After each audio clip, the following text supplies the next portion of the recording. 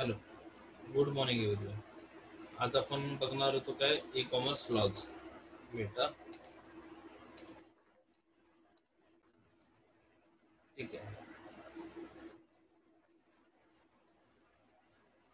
Today E commerce lodge मध्ये बघूया. Today e commerce has become a integral part of everyday life.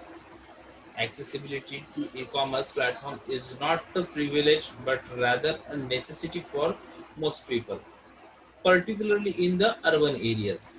There are alternative commerce platform available instead of the traditional physical platform for almost every aspects of our lives, starting from purchasing of everyday household items to online brokerage and so on. This penetration of internet coupled with the increasing confidence of the internet users to purchase online has led to an enormous enormous growth in the e-commerce space, with increasing number of customers registered on e-commerce website and purchasing product through the use of mobile phones. काय म्हटलंय की e commerce हा सध्या काय झालेला आहे की आपल्या रेग्युलर लाईफ मधलाच एक पार्ट झालेला आहे. आणि दुसरी गोष्ट की ई कॉमर्स जरी आपला अधिकार नसला तरी ई कॉमर्स आपली गरज आहे. खास करून कुठे आपल्यासारखे इथे खास करून अर्बन एरियामध्ये. कारण सिटीमध्ये आता लोकांना बऱ्याचशे जर तुम्ही मुंबईतल्या वगैरे एरिया बघताय की इथे काय होतं की अ, लोकांना वेळ नसतो अजिबात. खूप घाईक आहेत. मग अशा वेळेस लोकांना एखाद्या ठिकाणी मार्केटमध्ये जाऊन एखादी गोष्ट आणायची म्हणजे त्यासाठी खूप वेळ द्यावा लागतो. ई कॉमर्स मुळे काय झाले, फार इझी झाले की जस्ट ग्रोसरी जरी तुम्हाला लागली तरी तुम्ही ऑनलाईन ऑर्डर केला ते तुमच्या घरपोच येते. तुम्हाला जायची गरज पडत नाहीये कोणत्याही ठिकाणी. सो यामुळे ई कॉमर्सचा जो ट्रेंड आहे तो भरपूर वाढलेला आहे. आता काय झालं की आपला लाईफची प्रत्येक गोष्ट स्टार्ट सुद्धा ई कॉमर्स पासून होते आणि एंड सुद्धा ई कॉमर्स पर्यंत होते. आज प्रत्येकाकडे स्मार्टफोन असल्यामुळे प्रत्येक जण ई कॉमर्सचा यूज करायला लागला. सो थोडक्यात काय ते ई कॉमर्स यूज आहे तो सध्याच्या परिस्थितीमध्ये खूप वाढला आहे आणि त्याला कारण आहे रजिस्ट्रेशन सुद्धा. ई कॉमर्स रजिस्ट्रेशन सुद्धा खूप मोठ्या प्रमाणात वाढले आणि त्याला कारण आहे mobile phones. Then, the rapid pace of growth of the e-commerce industry is not only indicative of the increasing respectiveness of the public, but has also brought to the fore the issues that the legal system of the country has been faced with. From the initial years when internet was a new phenomenon to recent times where internet has become basic necessity for every household in most metropolitan cities. The e-commerce industry has come to a long way.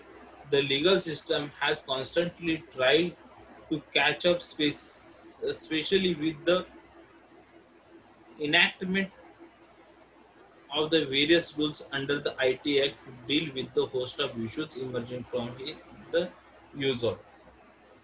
काय म्हटलंय की हा जो वाढता growth आहे e commerce इंडस्ट्रीचा, not only indicative of the increasing respectiveness of the public but has also brought the forth to issue that the legal system of the country.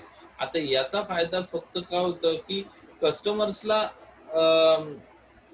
Customers थोडक्यात इथे पब्लिकला ह्याच्या ग्रोथ पब्लिकच्या यूजमुळे जो ई कॉमर्सचा growth वाढलेला आहे याचा फायदा फक्त पब्लिकला होत नसून याचं नुकसान सुद्धा होतं. कारण त्याच्यामुळे काय होतं की या सगळ्यामध्ये या ई कॉमर्स इंडस्ट्रीमध्ये याच्यासोबत काही लिगल सिस्टम्स आहेत त्या फेस करणं सुद्धा ई कॉमर्सला तेवढं गरजेचं असतं.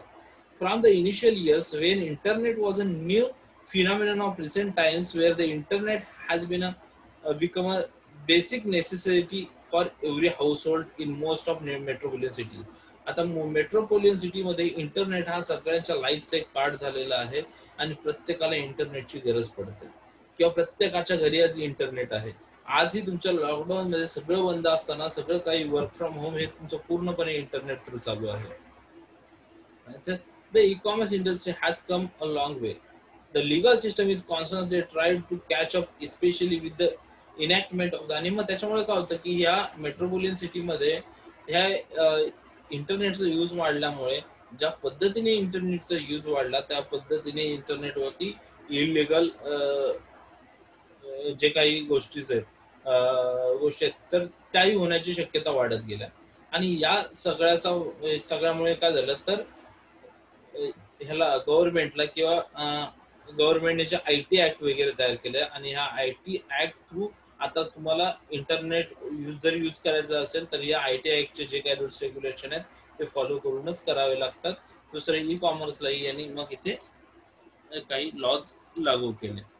Internet more IP issues in e-commerce transactions have taken a new form with users finding loopholes to not only easily duplicate material but also misleads other users. आता याच्यामध्ये fake registration होऊ नये, easy duplicate किंवा त्याच्यामुळे duplicate वस्तू विकल्या जाऊ नये.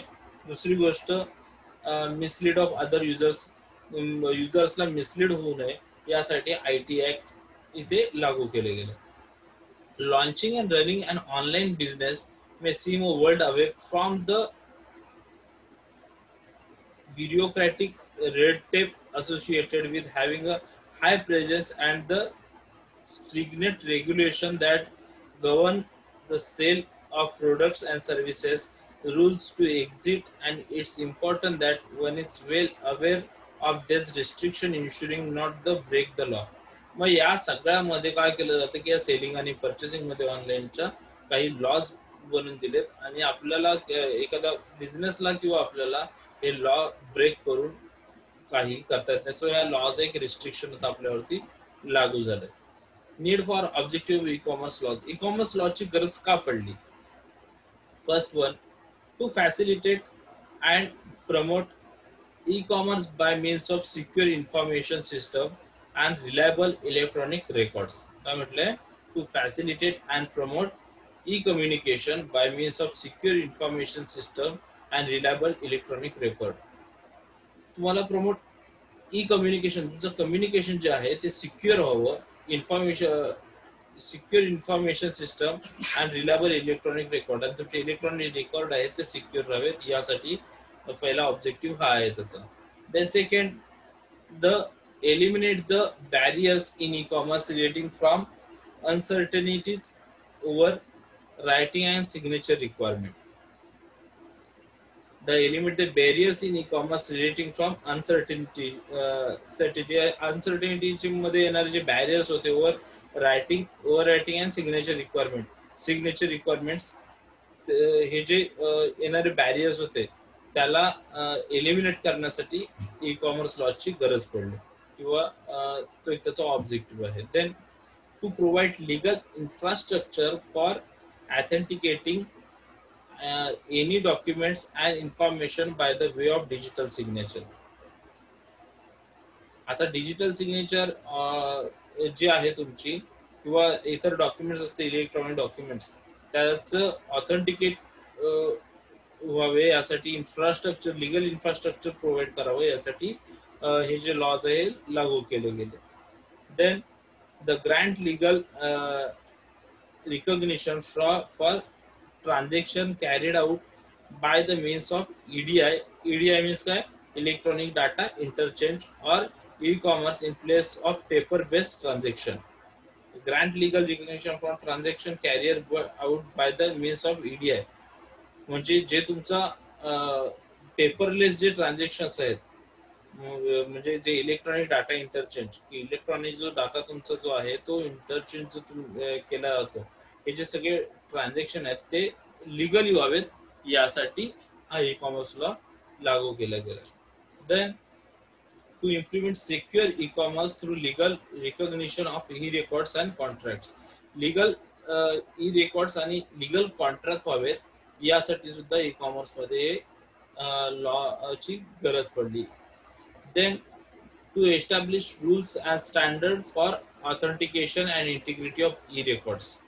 E-recordला पर्टिक्युलर रूल लागू व्हावेत, पर्टिक्युलर त्याच्यामध्ये ऑथेंटिकेशन असावं यासाठी ई कॉमर्स लॉज ची गरज पडते किंवा ई कॉमर्स लॉचे हा एक ऑब्जेक्टिव्ह असू शकतो.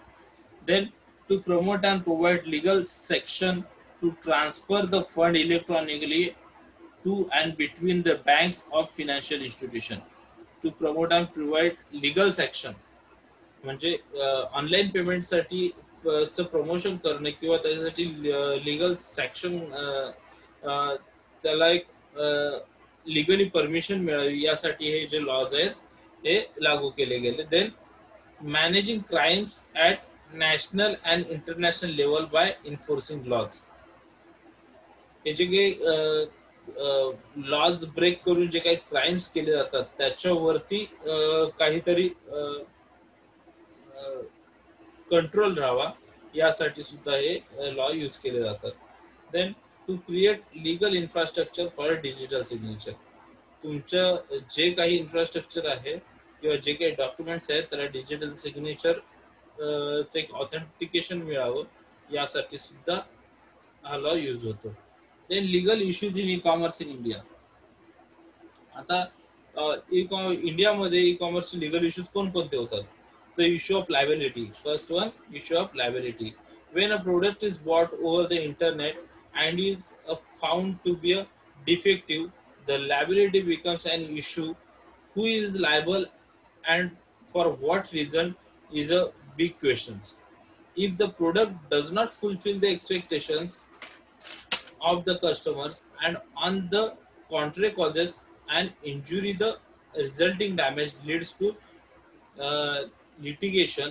Each entity involved the process in potential vulnerable to a legal action. Tort law and product liability are major area of concern in e-commerce operation. का म्हटलंय? The issue of liability. When a product is bought, तुम्ही जर एखादी गोष्ट खरेदी केली online आणि ती डिफेक्टिव्ह जाणवली, found to be a defective, the liability becomes issue. आणि झाले का तुम्ही त्याचे पैसे देऊन झालेले आहात. Okay, who is liable and for what reason is a big question. मग याला लायबल कोण आहे, याला कारणीभूत कोण आहे, हा सगळ्यात मोठा क्वेश्चन उभा राहतो. If the product does not fulfil the expectation of the customers and on the untoward causes and injury, the resulting damage leads the litigation. Each entity involved in the process potentially vulnerable to a legal action. मग काय होईल की याच्यात मग problem कोणाला आहे, तो आहे याचा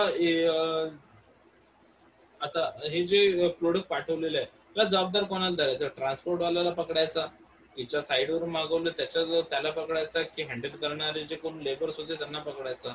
मग काय होतं की या प्रोसेसमध्ये जेवढे पण लोक इन्व्हॉल्व्ह होते हे सगळे त्याच्यात गुन्हेगार ठरतात. Okay, litigation. Each entity involved in the process of potential vulnerable legal action. Tort laws and product liability are major areas in concern in e-commerce operation. त्याच्यामध्ये tort law and product liability are major areas of concern in e-commerce operation. E-commerce मध्ये हे जे product liability and tort law जे आहेत हे major areas आहेत ह्या e commerce operation मध्ये, त्याच्यामुळे म्हटलेलं आहे. Then second, tort law of internet. Tort law on the internet. Tort refers to wrongful act. Tort म्हणजे काय? Wrongful act. A breach of non-contractual duty potentially owed to the entire world imposed by law. They are subject to civil action. The law focus on remedying disputes or wrong between the parties. आता हे काय म्हटले, tort म्हणजे काय तर wrongful act, a breach of non-contractual duty potentially owed to the entire world imposed by law. They are subject to civil action. The law focus on remedial disputes or wrong between the parties. आता दोन पार्टीमध्ये जर काही चुकीचं घडत असेल तर तिथे जे काय आहे हे अशा पद्धतीचे लॉ यूज होतात. The purpose of tort law. Tort लॉचा मग पर्पज काय? To decide if anyone is fault, determine the extent of injury and provide the remedies such as ordering a wrong door to pay monetary compensation to the injured person. आता दोन पार्टीमध्ये चुकीचं कोण आहे हे ठरवायचं काम कोणाचं आहे? टॉर्ट लॉचं आहे. आणि त्या चुकीच्या व्यक्तीमुळे किंवा त्या चुकीच्या पर्सनमुळे ज्याला नुकसान झालेलं आहे त्याचं नुकसान कसं भरून द्यायचं हे काम कोणाचं आहे, टॉर्ट लॉचं आहे, between the parties. The laws, sorry, provides remedies such as ordering wrong order to pay the advertising. Then most of the cases in the tort law related to fraud. मग टॉर्ट लॉ मध्ये कोणकोणत्या cases येतात, तर fraud, negligence, false advertising, mis misrepresentation and trademark violations. आता याच्यामध्ये मग example काय घेऊ शकतो, जसं सॅमसंगचे जे प्रोडक्ट आहेत हे तुम्ही विकत घेताय, बऱ्याच वेळा सॅमसंगच्या ऐवजी सॅमसंग म्हणून एक येतं बघा, SAMSUNG येतं, त्याच्याऐवजी SUM आणि सॅमसंगच्याच नावावरती ते प्रोडक्ट विकले जातात. सो अशा वेळेस जे आहेत म्हणजे जे ट्रेडमार्क व्हायोलेशन म्हटलं जातं की त्याचा ट्रेडमार्क यूज करून जे विकले जातात, सो अशा पद्धतीचे फ्रॉड आहेत ते इथे या लॉ मध्ये येतात, कव्हर होतात टॉर्ट लॉ मध्ये. Than fraud is intent to deceive. It occurs when an adverse material fact of the product is known in advance and it told to the customers at the time of purchase, covered up the sale in the sale. The same way the customers would be liable if he uses a stolen credit card for purchase. का म्हटलंय, fraud is intent to deceive. Fraud is intent to deceive.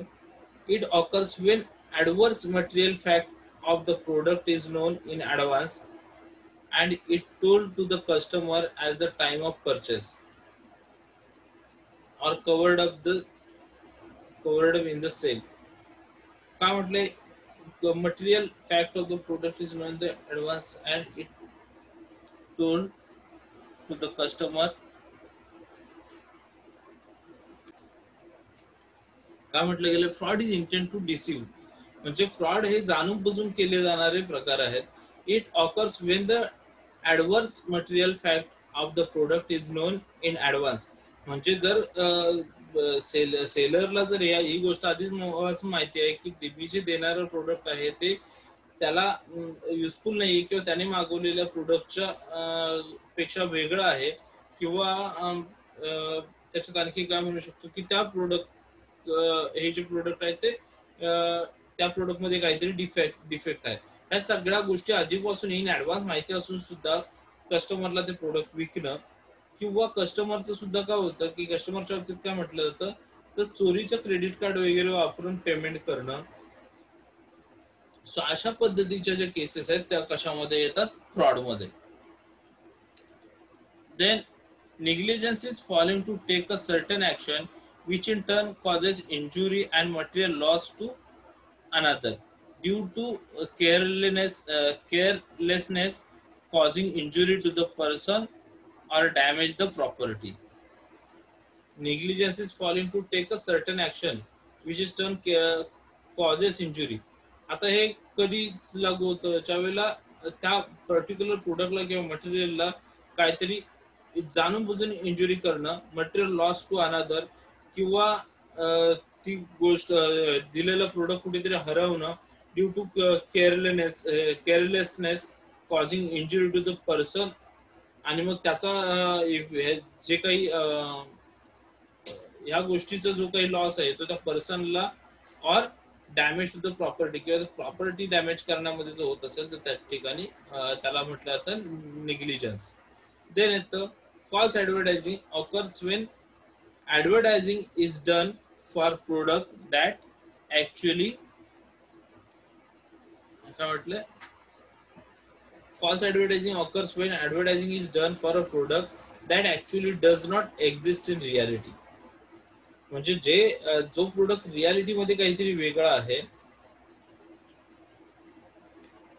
जो product reality मध्ये वेगळा आहे आणि advertisement मध्ये काहीतरी वेगळा दाखवला जातो. सो अशा वेळेस कस्टमर जो आहे तो या गोष्टींमध्ये फसला जातो, त्यावेळेस फॉल्स ऍडव्हर्टायझिंग हा जो प्रकार आहे तो याच्यात. आणि देन येतं Misrepresentation takes place when merchant promise about the performance of a product, but the product does not perform. It is a tall area that tags to fraud. म्हणजे इथे एखादा प्रोडक्ट विकताना सांगितलं जातं की हा प्रोडक्ट जो आहे तो 6 महिने याला काही प्रॉब्लेम येणार नाही आणि 1 महिनाभरातच त्याला प्रॉब्लेम आला. सो अशा पद्धतीचे जे आहे ते मिसरिप्रेझेंट, त्यांनी चुकीच्या पद्धतीने त्याला रिप्रेझेंट केलं. सो या सगळ्याला कुठले टॉर्ट लॉ जो आहे तो लागू होतो. Then website product or service.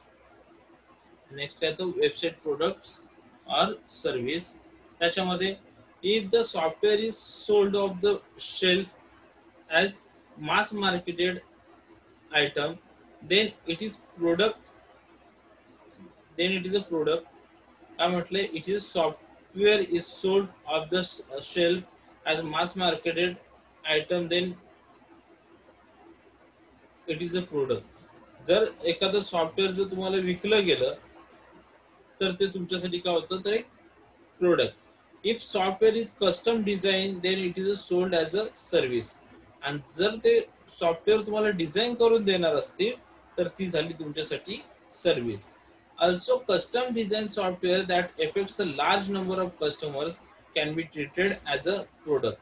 आता जे कस्टम डिझाईन सॉफ्टवेअर आहे, जे त्याने डिझाईन केलेलं सॉफ्टवेअर आहे, ते खूप त्याच्यासाठी खूप साऱ्या कस्टमर्सला जर ते ऑफर करणार असेल, जे देणार असेल, तर त्याच्यासाठी प्रोडक्ट ठरतो, treated as a product. The sale of product will sold under the sale of goods act. आता जो हा प्रोडक्ट ज्या वेळेला सेल केला जातो तेव्हा तो कोणत्या ऍक्ट अंडर सेल केला जातो, sale of goods act, with implied condition and warranties and the sale of service will be govern by the Indian contract act.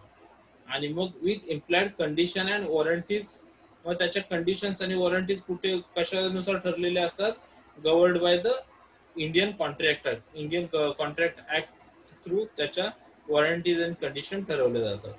It is a website. If the website is product, the claimant does not have to prove that website is negligent to hold the developers liable. If the website is service, the contract law of the state is applicable. It is recommended by the legal expert to treat the website as a service in order to avoid strict liability associated with the product. If the website or product the claimant does not have proof that website is negligent to hold the developer liable. आता जर एखादा claimer आहे तो जर ती जी website आहे ती fake आहे किंवा निग्लिजंट आहे हे जर दाखवण्यामध्ये, प्रूव्ह करण्यामध्ये जर यशस्वी झाला नाही, तर if the website is a service the contract law of the state is applicable, तर त्याला हा जो कॉन्ट्रॅक्ट लॉ जो आहे तो ऍप्लिकेबल होतो. It is recommended by the legal expert to treat the website as a service. मग काय होतं की जे एक्सपर्ट्स आहेत त्यांना रिकमेंड केलं, लिगल एक्सपर्ट्सला रिकमेंड केलं जातं की त्या वेबसाईटला जे आहे treat the website as a service, त्या ॲज अ सर्व्हिस म्हणून त्याला ट्रीट करा, in order to avoid strict liability associated with the product. Product विषयीच्या ज्या स्ट्रिक्ट लायबिलिटी आहेत त्या काय करायचं, त्या अवॉइड करायला सांगितलं जातं. Then disclaimer and warranties. काय तर disclaimer and warranties. Disclaimer is the evidence of seller intention to protect the business from unwanted liabilities. Warranty is the assurance of the goods made by seller. The types of warranty are as follows. Other types disclaimer is the evidence of seller intention to protect the business for unwanted liabilities. आता याच्यामध्ये काय म्हटलं की वॉरंटीचे types आहेत ते दिलेले आहेत तुम्हाला. First one, uniform commercial code, त्याला म्हटलं तर UCC is a foundation of commercial contract law. UCC काय आहे, foundation of commercial contract law, commercial contract लॉचं फाउंडेशन आहे.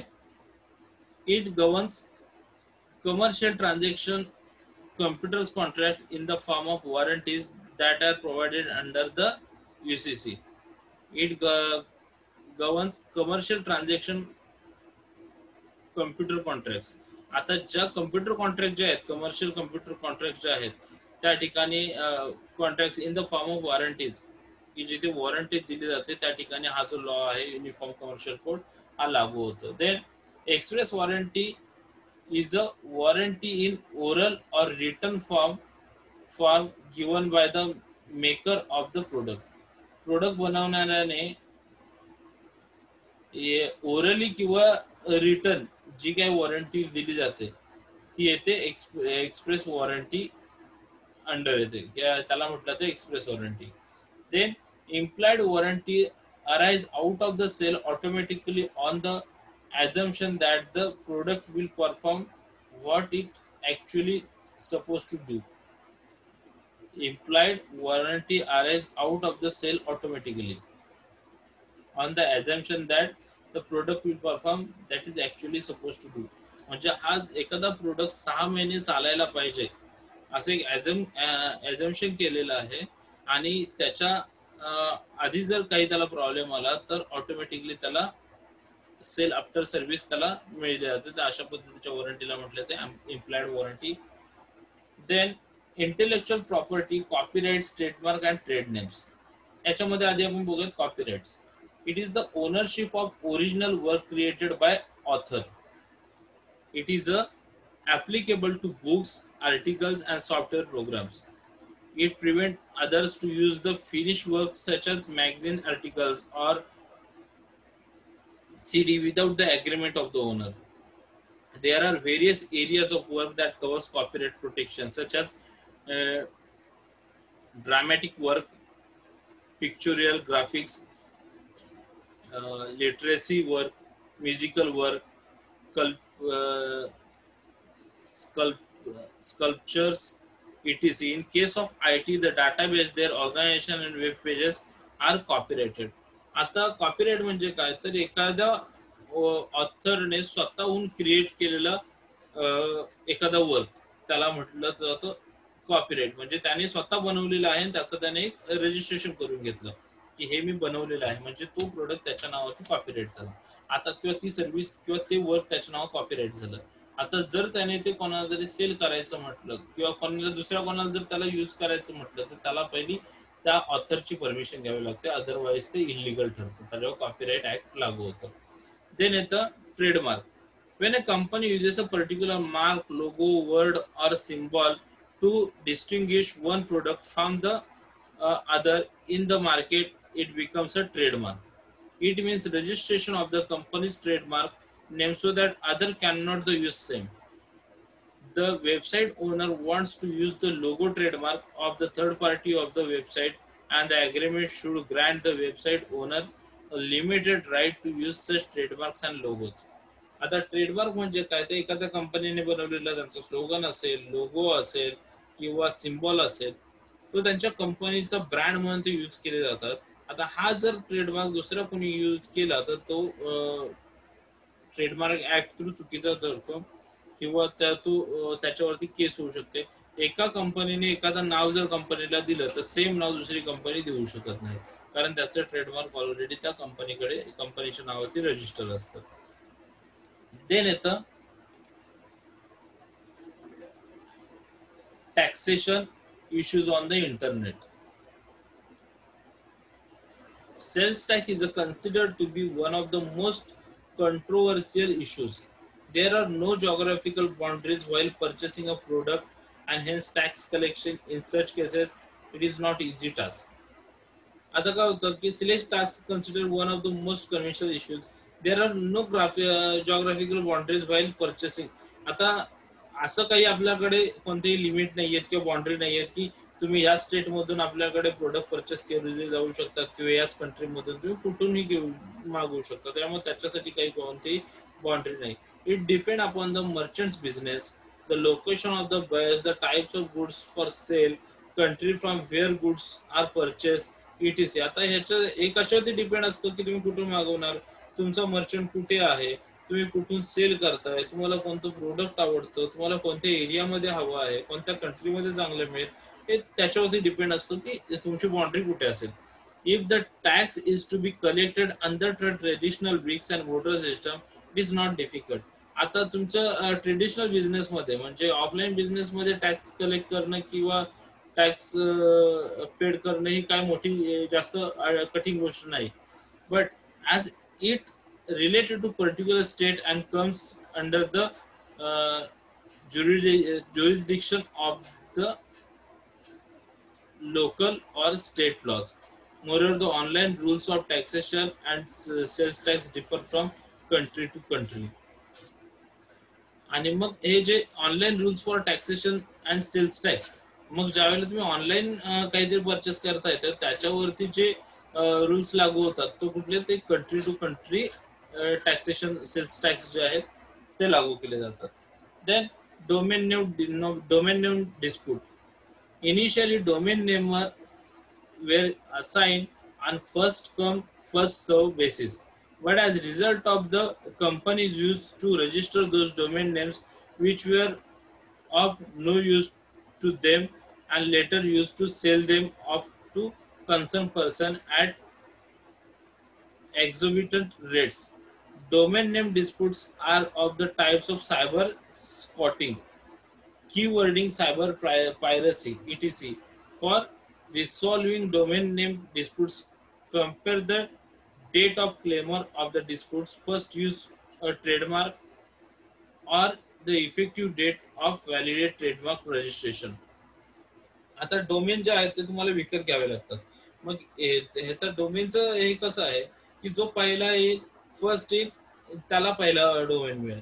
मग जर सपोज एखादा डोमेन मला त्यांनी विकला deepcomputers.com म्हणून, ओके, आणि तो डोमेन आता मला युजेबल नाहीये किंवा मला त्याच्या तो आता मी यूज करणार नाही, तर सेम डोमेन मी दुसऱ्याला देऊ शकतो.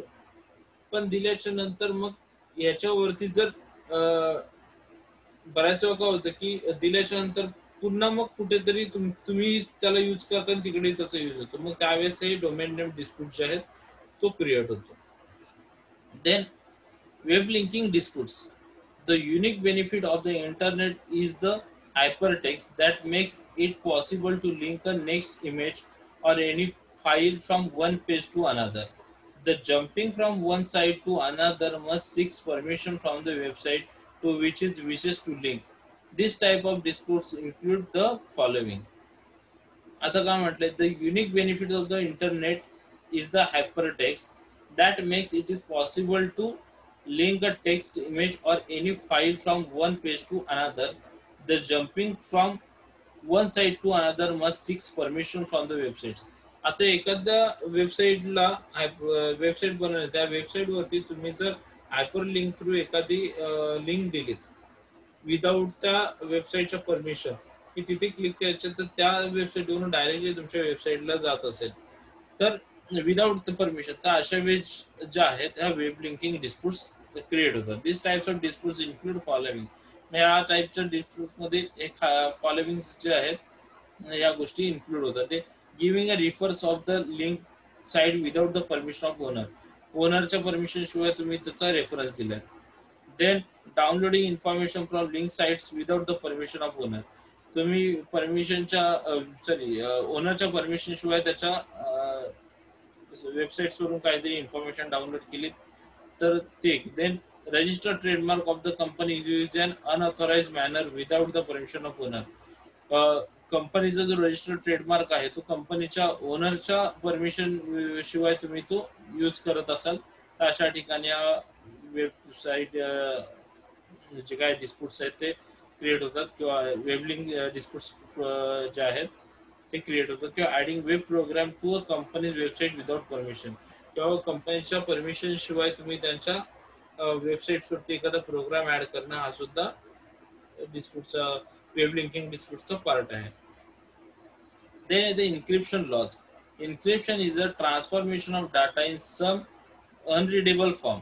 इन्क्रिप्शन म्हणजे काय, transformation of data from data in some unreadable form, की जो कोणी वाचू शकणार नाही अशा फॉर्म मध्ये त्याला ट्रान्सफर करणं म्हणजेच encryption. It suppose is to ensure privacy by keeping the information hidden from anyone from whom it is not intended who can see the encrypted data. आता तुमचा डाटा कोणीही बघू नये यासाठी तो हाईड केला जातो, त्याला म्हटलं जातं encrypted data. It is a procedure to convert the regular text in to coded form. ही एक प्रोसिजर आहे की रेग्युलर टेक्स्ट म्हणून कोडेड फॉर्म मध्ये तुमचा डाटा कन्वर्ट करण्याची. Decryption is reverse of encryption. Decryption हे इन्क्रिप्शनच्या विरुद्ध आहे. जर इन्क्रिप्शनला रेग्युलर टेक्स्ट तुमचा कोडेड फॉर्म मध्ये कन्वर्ट होत असेल, तर डिक्रिप्शनला कोडेड फॉर्मचा जो डाटा आहे तो तुमचा रेग्युलर टेक्स्ट मध्ये कन्वर्ट होतो. Then which refers to transformation of the encrypted data back into some intelligible form. A basic task of cryptography is to able to use to communicate securely over an insecure channel in a way that guarantees their transmission privacy and authenticity, which is the important goal of cryptography protocol. Digital signature transformation of electronic message using cryptography. Digital signature provides greater degree of authenticity. The basic task of cryptography is enable the users to communicate securely over an insecure channel in a way that guarantees their transmission privacy and authenticity, which is the important goal of cryptography protocol. Cryptography म्हणजे काय, तर communicate सिक्युअरली over अन insecure channel. Insecure channel वरून सिक्युअरली communicate करणं हा crypto याला म्हटलं तर cryptography. आणि या जे तुमचा डाटा जो आहे किंवा तुमचं कम्युनिकेशन आहे ते privacy transmission privacy and authenticity आणि तो प्रायव्हेटली किंवा सिक्युअरली ट्रान्समिट व्हावं याची गॅरंटी जी दिली जाते त्याला म्हटलं तर cryptography protocol. Digital signature are transformation of electronic message. Digital signature म्हणजे काय, transformation of electric message using cryptography. क्रिप्टोग्राफीचा यूज करून डिजिटल इलेक्ट्रॉनिक मेसेज जो आहे तो ट्रान्सफर केला जातो. Digital signature provides greater degree of authenticity. Digital signature जे आहे ते तुम्हाला काय करतं की खूप मोठ्या प्रमाणात ऑथेंटिसिटी देतं. देन लास्ट वन आहे आपल्या थर्ड युनिट मध्ये last part, IT Act 2000. Information technology is one of the most important law entering to the Indian cyber laws. It was passed in year 2000. हा जो लॉ आहे तो कधी pass झाला, 2000 मध्ये, and come into force with effect from, आणि त्याचा effect कधीपासून स्टार्ट झाला, 17 ऑक्टोबर 2000, 17 ऑक्टोबर 2000 पासून तो रिअल मध्ये त्याचा जो काही इफेक्ट सुरू झाला. In consist of 13 chapter and it is divided into 94 section. याच्यामध्ये एकूण 13 चॅप्टर्स आणि 94 सेक्शन्स येतात. Some chapters relate to the digital signature and other pertains to offence and penalties. ह्या चॅप्टर मध्ये काय काय येतं तर डिजिटल सिग्नेचर रिलेटेड आणि बाकीचे ऑफेन्स जे आहेत त्याच्या पॅनल्टी विषयी अँड पेनल्टीज आणि त्याच्या पेनल्टी विषयी याच्यात इन्क्लूड होतं. This act is a needed to give boost of e transaction. ह्याची गरज का होती तर हा ई कॉमर्सला किंवा ई ट्रान्झॅक्शनला बूस्ट देण्याचं काम किंवा उपयोगी हा ऍक्ट येतो. दिस e-commerce and e-transaction, e-commerce, similar other activities associated with trade, commerce and e-governance सगळ्या ठिकाणी त्याचा यूज होतो. This act is helpful to promote business with the help of internet and contains set of rules and regulation which are applicable to any electronic business transaction.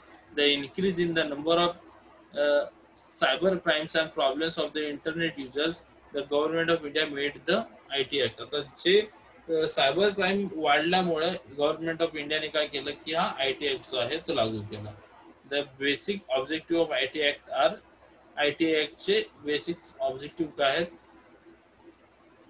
To give legal recognition to digital signature for accepting any agreement via computer. To give legal recognition to digital signature for accepting any agreement via computer. Computer through कोणतीही agreement accept करताना digital सिग्नेचरची जे काय आहे ते recognize करणं गरजेचं आहे. Then to provide facility of filling document online relating to school admission or registration in employment exchange to provide facility of filling documents. I T I काय करतं की filling documents online relating to school admission related application online भरणं किंवा employment एक्सचेंजला online registration करणं अशा पद्धतीच्या facility ज्या आहेत त्या आय टी आय प्रोव्हाइड करतो. Then according to the IT Act 2000, any companies can store the data in electronic form. IT Act 2000 नुसार कोणतीही कंपनी ऑनलाईन डाटा जो आहे तो स्टोअर करू शकते किंवा ऑनलाईन फॉर्म मध्ये इलेक्ट्रॉनिक फॉर्म मध्ये स्टोअर करू शकते. To stop computer crime and protect the privacy of the internet users. Computer crime कमी करणे आणि कम्प्युटर युजर्सला प्रायव्हसी किंवा प्रायव्हसी देण्याचं काम प्रायव्हसी देता यावं यासाठी हा ऍक्ट गरजेचा आहे किंवा याचा यूज केला जातो. To give legal recognition to for keeping books of accounts by bankers and other companies in electric form. To give legal recognition for आता तुमच्या ऑनलाईन जे इलेक्ट्रॉनिक फॉर्म ऑनलाईन जो फिनान्शियल ट्रान्झॅक्शन आहेत किंवा बुक्स ऑफ अकाउंट आहे जे online पद्धतीने electronic form मध्ये व्यवस्थित रेकॉर्ड करून ठेवण्यासाठी हा फॉर्म गरजेचा किंवा हा ऍक्ट गरजेचा ठरतो. It make more power to IPO, RBI and Indian Evidence Act for restricting electronic crimes. IPO, RBI आणि Indian evidence act for restricting electronic crime. So electronic crime रोखण्यासाठी जे IBI किंवा IPO किंवा RBI किंवा Indian evidence ऍक्टने जे काही restriction दिलेले आहेत त्याला टू मेक मोर पॉवर त्याला एक पॉवर देण्याचं काम कोण करतं. सो हा IT ऍक्ट करतो. सो इथे आपला आता 3rd युनिट संपलेला आहे. पहिले 3 क्वेश्चन जे आहेत explain the issues relating to privacy and security in business. Second, what do you mean by electronic payment system, explain its features. Third, discuss the advantages and drawbacks of electronic payment systems. हे 3 question जे आहेत ते तुमच्या असाइनमेंटला घ्या आणि ज्या लोकांनी अजून माझे रेकॉर्ड आहेत ज्या लोकांनी अजून पहिली दुसऱ्या युनिटचे असाइनमेंट दिलेले नाहीत मी मेंटेन ठेवतोय. तुमच्या इंटरनल लॉसला तुम्ही जबाबदार असाल कारण असाइनमेंटला इंटरनल मार्क्स असतात. तुम्ही जे मला असाइनमेंट सबमिट केलं नाहीत तुमचा लॉस आहे. आता तुमचं FYSY नाहीये तुम्ही TYला आहात. सिरियसनेस तुम्हाला आला पाहिजे. ओके, हे पहिले 3 क्वेश्चन लक्षात ठेवा.